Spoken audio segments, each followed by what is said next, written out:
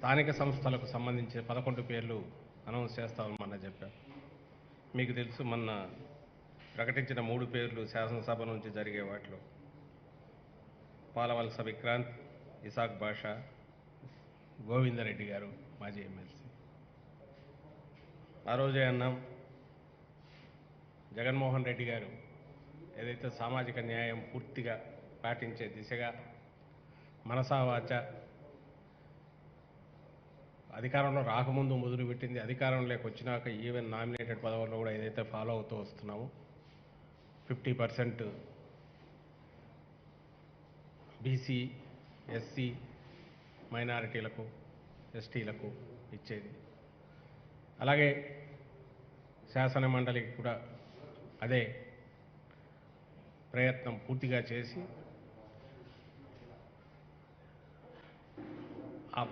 ఆ శాతం అది మెయింటైన్ అయ్యే రకంగానే ఆయన నిర్ణయం తీసుకున్నారు. అందుకోసమే కొంత ఎక్సర్సైజ్ చేశారు, సీనియర్ నాయకులతో అందరితో చర్చించారు, ఆ తర్వాత పేర్లు ఫైనలైజ్ చేశారు. ఇందులో దీని ప్రకారం మొత్తం ఈ 14 స్థానాలు ఒక బ్లాక్గా అనుకుంటే ఇందులో 7 స్థానాలు బీసీలు, మైనారిటీ, ఎస్సీలకు ఉండగా 7 స్థానాలు ఓసీలకు కేటాయించారు. ఆ రకంగా 14లో 50%, 7 స్థానాలు బీసీలు, మైనారిటీలు, ఎస్సీలకు ఇచ్చినట్టయింది.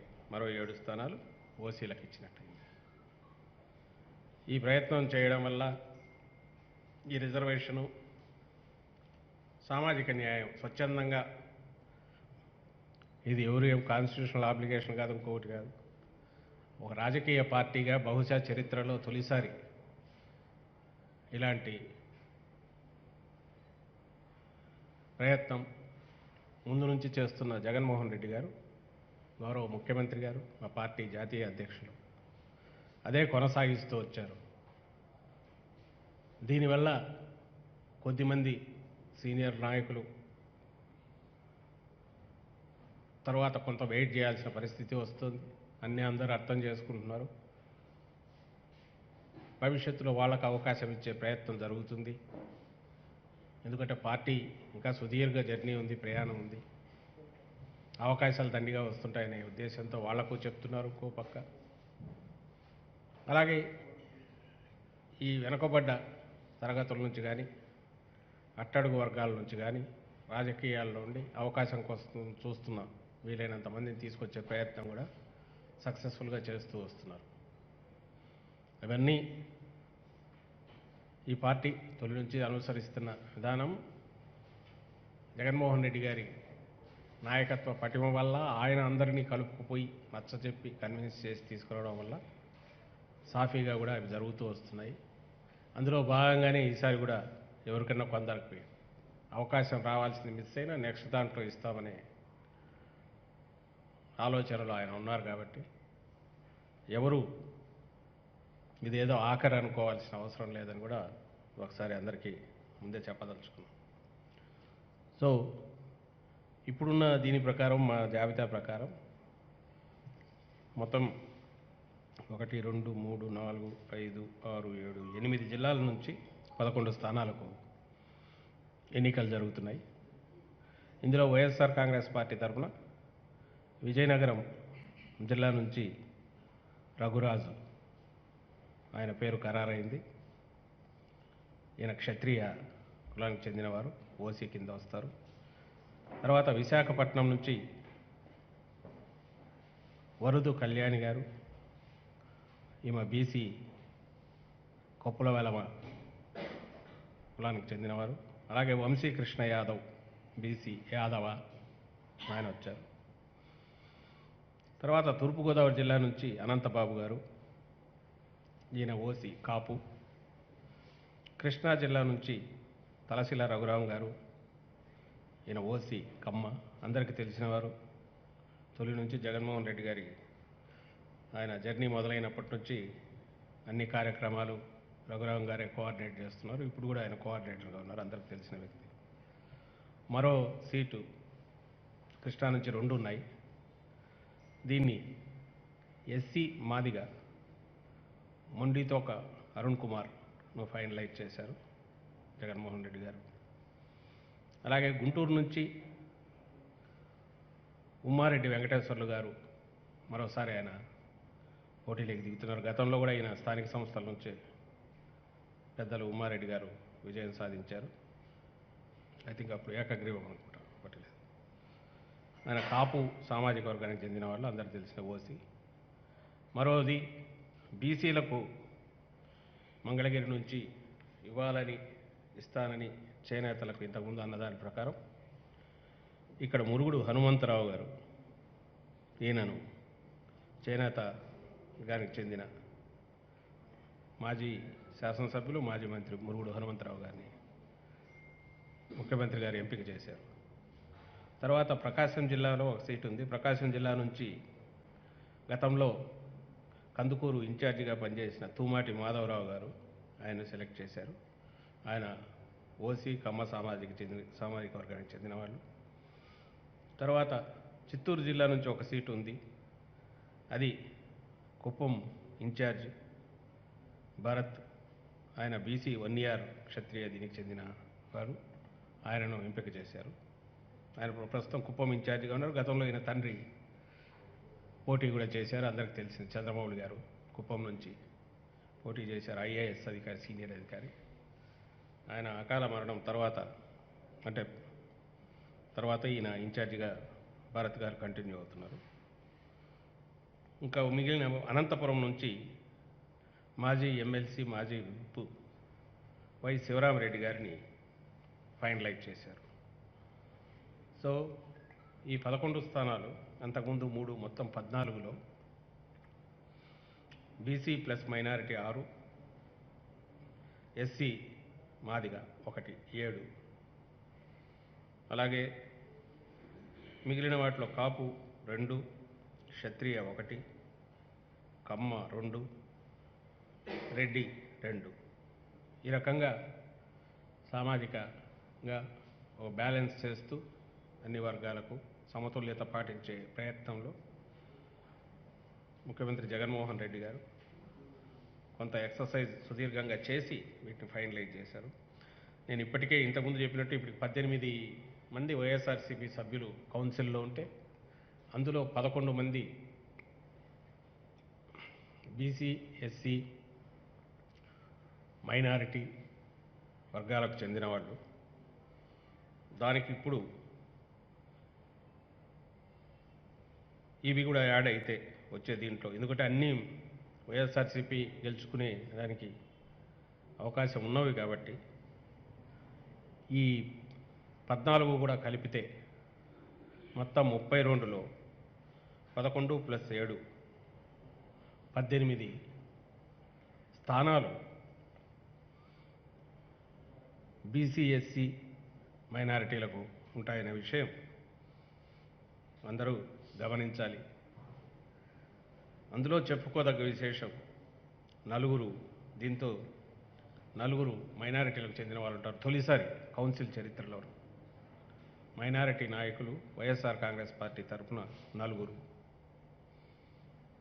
ఇవన్నీ ఇంకా వర్గ ప్రకారము, కులాల ప్రకారం చూస్తే కూడా పూర్తిగా సామాజిక న్యాయం పాటించుకుంటూ వచ్చే రికార్డు ఏదైతే కంటిన్యూ చేస్తున్నామో అది కొనసాగుతున్న విషయం అందరూ గమనించాలని కూడా విజ్ఞప్తి చేస్తున్నాం. ఇది వీళ్ళు నామినేషన్లు ఇవన్నీ 16 నుంచి నామినేషన్లు మొదలవుతాయి కాబట్టి దాన్ని బట్టి వీళ్ళు ప్లాన్ చేసుకుంటాం. Thank you.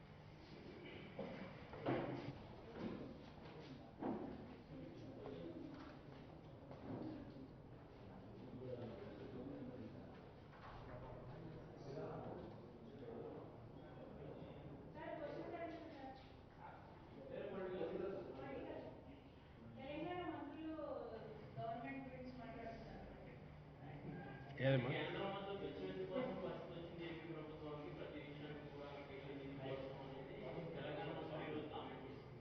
ఏమని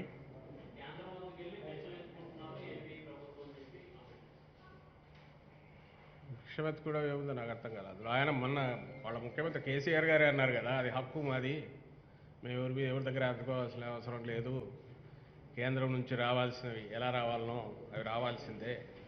వాటి కోసం ప్రయత్నం చేయడంలో భాగంగా సంయమనంతో పోతుంటాము. వాళ్ళ దగ్గర నుంచి వీలైనంత వరకు అన్ని మార్గాల్లో ఫ్రిక్షన్ లేకుండా ఎట్లా తెచ్చుకుందాం అనేది చూస్తుంటామని ఆయనే అన్నట్టున్నారు. తెలంగాణ ముఖ్యమంత్రి కేసీఆర్ గారే ఆ మాట అన్నారు. మరి ఆ మంత్రులు అది వినలేదేమో అర్థం కాలేదు. మొన్న కేసీఆర్ గారు ఒక స్టాండ్ తీసుకున్నారు కాబట్టి అట్లా మిగిలిన వాళ్ళు తీసుకున్న వాళ్ళంతా అడుక్కుంటున్నట్టు అనుకుంటే అది వాళ్ళ విచక్షణ కొదలాలి తప్ప, ఎవరైనా ఏ స్టేట్ అయినా, అది తెలంగాణ అయినా ఆంధ్ర అయినా అది హక్కు రావాల్సిన హక్కు ఉందని రోజు పోయి చొక్కా పట్టుకొని ఎవరు నిలదీయరుగా. మనకు రావాల్సిన పద్ధతిలో తెచ్చుకుంటారు. అందులో ఏపీ తనకు ఏది కన్వీనియంట్గా ఉందో, ఏదైతే కరెక్ట్ మార్గం ఉంటుందో ఆ పద్ధతిలో పోతుంటుంది. తెలంగాణ వాళ్ళు ఏ పద్ధతిలో పోవాలంటారో వాళ్ళు పోతుంటారు. వాళ్ళు ఎట్లా పోవాలంటారో వాళ్ళు చూసుకోవాలి. కానీ ఏపీ ఎట్లా పోవాలనో ఎట్లా పోతుందో కూడా వాళ్ళకి ఎందుకు ఏం పని దాంతో? ఎక్కడేమన్నా కామెంట్ చేశారా ఎవరన్నా వాళ్ళ గురించి?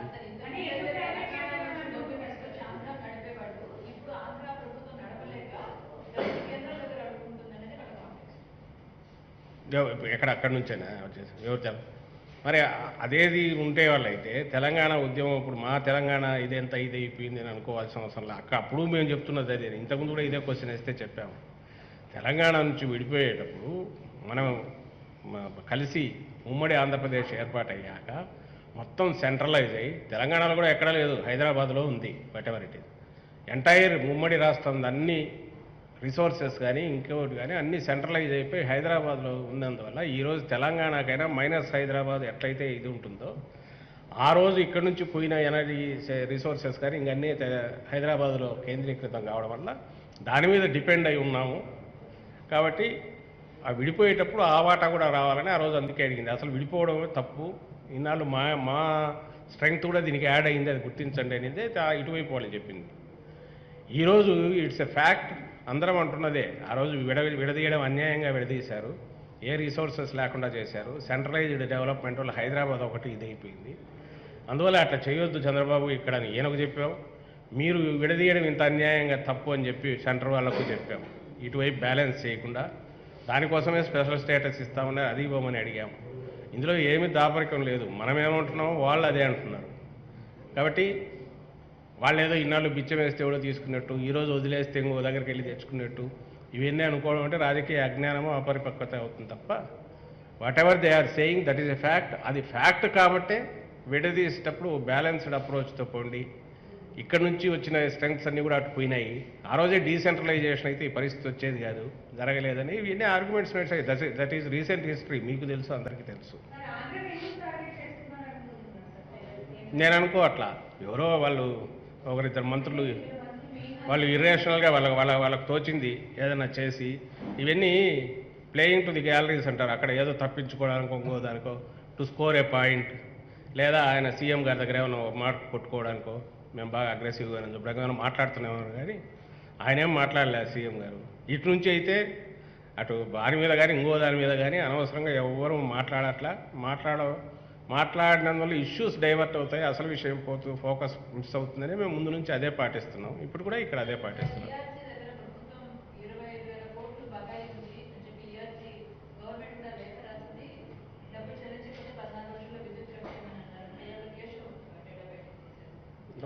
దాని వాళ్ళ లెటర్ చూస్తే 15,000 కోట్లు ఎత్తో అన్నట్టుంది అనుకుంటాను. నేను చూసి నేను పూర్తి ఫాలో కాలేదు. కానీ ఏదైనా సరే వాళ్ళు పోతూ ఎంత అప్పు పడేసిపోయినారో అది మీకు లాస్ట్ టైం కూడా ఇచ్చాను, నా దగ్గర రెడీగా లేదు, మళ్ళీ మీకు పంపిస్తాం. నేను దాని లోతుకు పోలా, గతంలో కూడా మీకు ఇచ్చాం. టీడీపీ ప్రభుత్వం పోయే టైంకు ఈ ప్రభుత్వానికి వారసత్వంగా కేవలం పవర్ సెక్టర్ నుంచి ఎంత అప్పు ఇచ్చిపోయింది అది మొత్తం తీసి రిలీజ్ చేస్తే మేము మళ్ళీ పంపిస్తాం మీకు. మీరు చూపండి. ఆయన పయ్యావుల కేశవ్ గారికి 25,000 కోట్లు 30,000 కోట్లు ఉంటుందంటే ఉండక ఏం చేస్తుంది బాగా? మీరు ఇచ్చిపోయిందే, అవి తీర్చుకోలేక అవస్థపడుతున్నాం. ఒకటోటి పవర్ వీళ్లకు మీరు కంపెనీస్కి మీరు పే చేయాల్సినవని మేమే పే చేయాల్సి వచ్చింది, డిస్కమ్లకు పే చేయాల్సి వచ్చింది. మనం వచ్చినాకనే వైఎస్ఆర్ కాంగ్రెస్ పార్టీ ప్రభుత్వం వచ్చిన తర్వాతనే అగ్రికల్చర్కి సంబంధించిన సబ్సిడీ క్లియర్ చేశారు. ఒకటోటి అన్నీ చేసుకుంటూ వస్తున్నారు. మిగిలిన కూడా చూస్తున్నారు. దట్ ఈజ్ గవర్నమెంట్ వీటికి సంబంధించింది, డిస్కమ్లకు సంబంధించింది కొంత internal, because they are not private consumers కాదు కాబట్టి ఇంటర్నల్ ఒక ఒక కంకరెన్స్ కానీ ఒక అగ్రిమెంట్ లాంటివి కానీ జనరల్గా ఉంటాయి, అంత సేమ్ దీనికి సంబంధించినవి కాబట్టి. దీనికి సంబంధించి ఈఆర్సీ రేజ్ చేస్తే దానికి ఆన్సర్ ఇవ్వాల్సిందో వీళ్ళు ఇస్తారు. మధ్యలో ఈ పయ్యావులకేసి ఎవరైతే పోయి కలిసినారో ఆయన ఏ పార్టీకి చెందినాడు, ఆ పార్టీ 3 ఏళ్ల క్రితం వరకు ఉంది. ఆ రోజు వాళ్ళు బయటికి పోయేటప్పుడు ఎన్ని అప్పులు ఉన్నాయనేది ఆయన ఒక్క మాట అది కూడా చెప్పి అప్పుడు ఇది చెప్తే ఓ రిలేషన్ అర్థమవుతుంది. ఇక్కడ ఎంత ఎక్కువ చేశారు జగన్మోహన్ రెడ్డి గారు లేదా ఆయన ప్రభుత్వం, మా పార్టీ ప్రభుత్వం అనేది కూడా అది ప్రజలకు తెలుస్తుంది. నిజంగా వాళ్ళకేమన్నా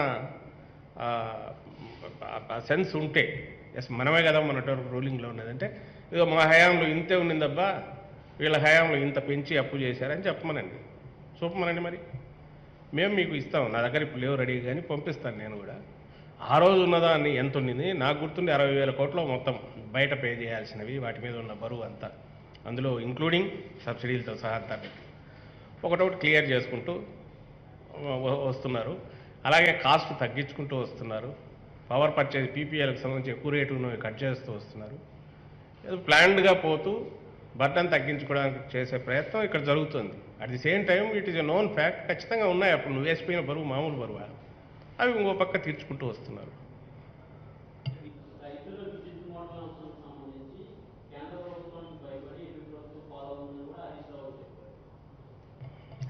అదే నాకు అర్థం కాదు ఏంటంటే ప్రతి పార్టీకి ప్రతి ప్రభుత్వం ఏ పార్టీ అయితే అంటే వాళ్ళకు ఒక లైన్ ఆఫ్ థింకింగ్ ఉంటుంది.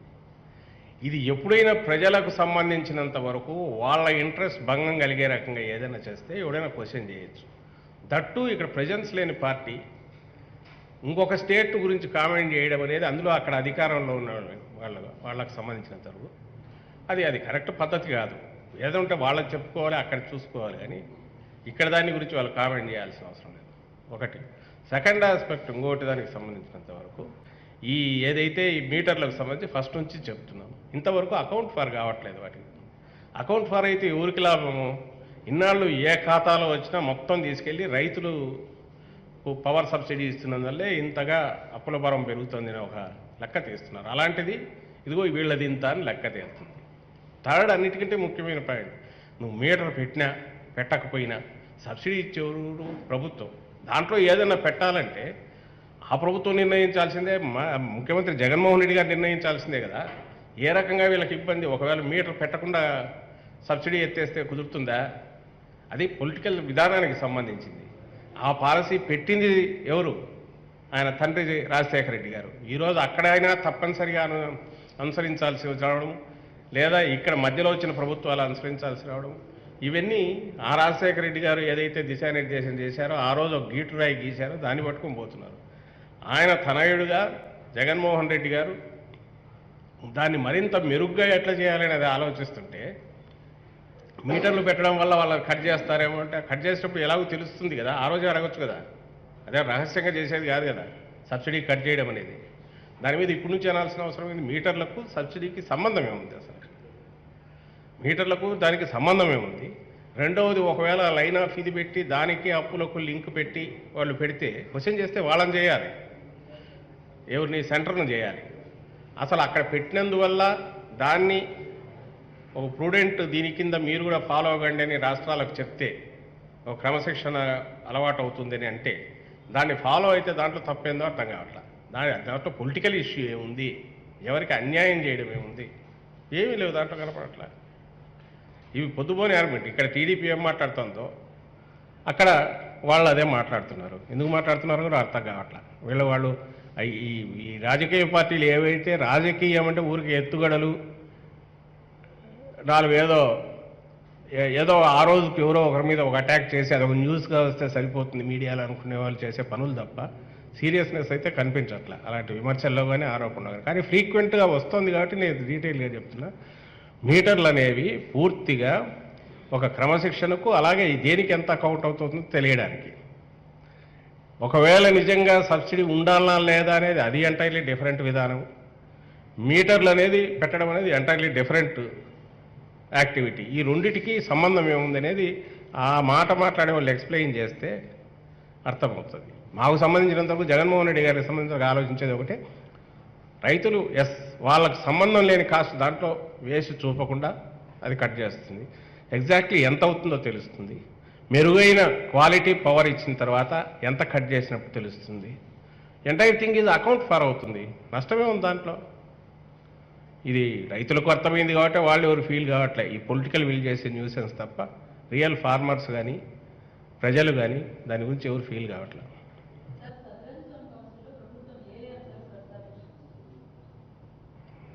మోస్ట్లీ ఐ థింక్ అడ్మినిస్ట్రేటివ్ ఎక్కువ ఉంటాయి అనుకున్నాం రిలేటెడ్. నాకు తెలిసిన నేను కీన్గా ఫాలో కాలే కానీ but at the same time ఈ ఇష్యూస్ వస్తాయనుకుంటాను. ఇది మన స్పెషల్ స్టేటస్ లాంటిది మనకు రావాల్సినవి, అలాగే మనకు ఇప్పటికీ రీఆర్గనైజేషన్ యాక్ట్ ప్రకారం తెలంగాణ నుంచి ఇంతవరకు రానివి ఇవన్నీ కూడా మెన్షన్ వస్తాయని నేను అనుకుంటున్నాను.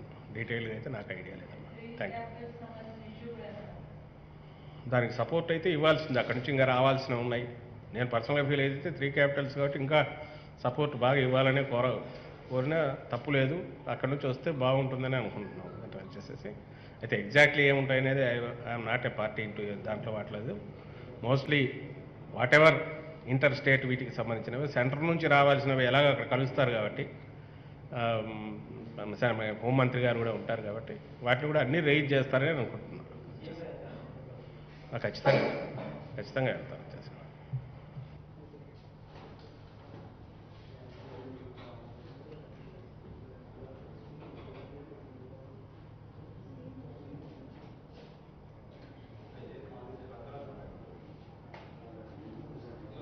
చిన్నది ఇప్పుడే ఇన్ఫర్మేషన్ వస్తుంది, ఊరికి చెప్తున్నా మీ దీనికోసం వచ్చినా సరే.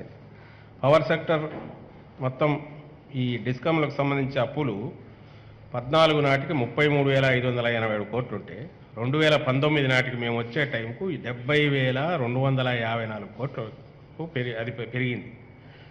టీడీపీ ప్రభుత్వం సాధించిన ఘనత ఏదన్నా ఉంటే డిస్కమ్ల మీద 70,254 కోట్ల అప్పులు పెట్టిపోయింది. అలాగే విద్యుత్ ఉత్పత్తి సంస్థలకు డిస్కంలు చెల్లించాల్సిన బకాయిలు 14 నాటికి, అంటే దీంట్లో పార్టీ ఉంటుంది అనమాట, 2014 నాటికి 2,893 కోట్లు అయితే 2,893.23 కోట్లు 2019 అంటే మేము వచ్చేట వాళ్ళు దిగిపోయే టైంకు 21,540.96 కోట్లకు చేరుకుంది. ఇది ఎవరికి? పవర్ ప్రొడ్యూసర్స్కు వీళ్ళు పే చేయాల్సింది. 2,800 కోట్లు ఉండేది, దాదాపు 19,000 20,000 కోట్లు వీళ్ళు వచ్చిన తర్వాత బకాయిలు పెట్టిపోయినారు. ఇవి కూడా దాంట్లో 70,000 కోట్లలో ఉండింటాయి అనుకుంటున్నాను నేను కూడా. సో ఇంత అప్పులు పడేసిపోయి ఏ మొహం పెట్టుకుని వీళ్ళు మళ్ళీ ఈఆర్సీ దగ్గరికి పోవడం ఏంది, ఆడిగిపోయి దబాయించడం ఏంది, అక్కడి నుంచి బయటకు వచ్చి ఘనకార్యం చేసినట్టు మా మీద పడడం ఏంది. కొంచెం సిగ్గున్నా ఉండాలి కదా మాట్లాడడానికి, ఇంగితం ఉండాలా, ఆలోచిస్తున్నప్పుడు ఏం మాట్లాడుతున్నామని. ఇది ఎవరో ఎప్పుడు పవర్లో లేని వాళ్ళు పార్టీ మాట్లాడితే బాగుంటుంది కానీ పోనీ ఎప్పుడో 10 ఏళ్ల క్రితం ఉన్న వాళ్ళు మాట్లాడితే అర్థం చేసుకోవచ్చు. 2.5 సంవత్సరం క్రితం వీళ్ళే ఉండింది. పోతూ పోతూ వీళ్ళు పడేసిపోయిన అప్పే. ఆ అప్పులు మెల్లగా జాగ్రత్తగా తీర్చుకుంటూ ఈ ప్రభుత్వం జగన్మోహన్ రెడ్డి గారు జాగ్రత్తగా తన దగ్గర కూర్చొని ఒకటి రీపే చేసుకుంటూ వస్తూ సోలార్ పవర్ తీసుకురావడం ద్వారా తక్కువకు 4.36 పైసలకి ఇప్పుడు మనం రైతులది లెక్కలేక వేసేస్తున్నది. అలాంటిది 2.49 పైసలకు తీసుకొచ్చి దాంతో అగ్రిమెంట్ చేసుకొని సెకీ ద్వారా చేయిస్తున్నారు. ఇందులో తక్కువ ఏదైతే ఇంకా శాశ్వతంగా చేద్దామని ఏదో దయాదాక్షిణ్యాల మీద కాకుండా రైతులకు ఇచ్చే పవర్ వాళ్ళ హక్కుగా శాశ్వతంగా వచ్చే 25 ఏళ్ల వరకు కూడా ఎవ్వడు మళ్ళీ దాంట్లో ట్యాంపర్ చేయకుండా, క్వశ్చన్ చేయకుండా, అందుకోసం పకడ్బందీగా ఏర్పాటు చేసి అది కూడా తక్కువ ఖర్చుతో చేసే ప్రయత్నం, క్వాలిటీ పవర్ ఇచ్చేయడానికి ఈ ప్రయత్నం చేస్తుంటే ఎలాగో అప్రిషియేట్ చేయరు. దాన్ని పక్కకు తోసేసి ఇంకోటి ఏదో తీసుకొచ్చేసి ఆ ముందేమో అదేమో పెద్ద స్కామ్ అన్నది. ఎక్కడ స్కామ్ అంటే దానికి సమాధానం లేదు. ఇప్పుడేమో కొత్తది ఏదో తీసుకొచ్చారు. నువ్వు చేసిన తప్పులు, నువ్వు చేసిన అప్పులు ఎట్లా దాన్ని సర్దుకోవాలని ఈరోజు ప్రయత్నం జరుగుతుంది. ఇది ప్రజలు బాగా అర్థం చేసుకున్నారు. వాళ్ళని కన్ఫ్యూజ్ చేసే ప్రయత్నం ఈ టీడీపీ కానీ ఆ పార్టీ నాయకులు కానీ చేస్తున్నారు.